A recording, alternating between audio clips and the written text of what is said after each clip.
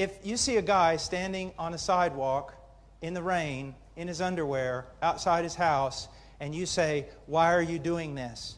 And he says, "I don't know," then you draw the assumption that he's irrational. He's irrational. But if that same man in his underwear, in the rain, outside of his house is standing there, and you say, "Why are you out here?" And he says, "Because the house is on fire." He's rational. He's rational. Why is he rational? He has a reason for what he is doing. Now, the most rational creature will choose the most rational or highest reason for what he does. Do you see that?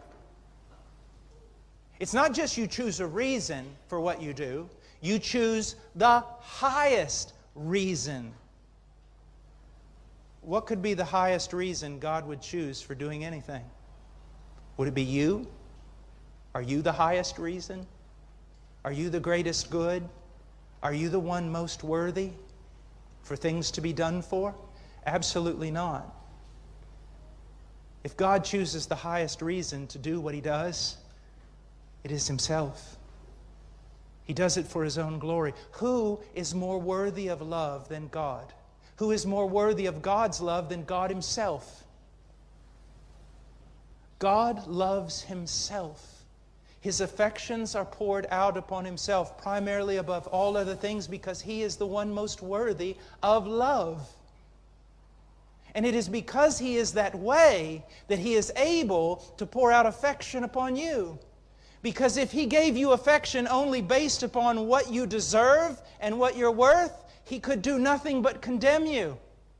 But because He does it for His own glory and His own worth, then He is able to extend great value to you and save you and exalt you. So what does it mean that God is holy? He is in a category all to Himself, the category most worth, most worthy of love, most worthy of praise, most worthy of doing all things for His own glory. And what does it mean for you to be holy? When you recognize God's value as God recognizes His value, and you begin to live your life and do everything you do for Him. When He becomes your highest reason for what you do. If holiness is nothing more than God is sinless, then you're going to walk around and just think about rule keeping and avoiding sin, and you can become a Pharisee and a legalist. But if you truly have seen so much of the glory and beauty of God that it's captivated your heart, and you see Him as the one who is most worthy of every breath, then you do things for Him. And now it's not legalism, it's relational. It's worship.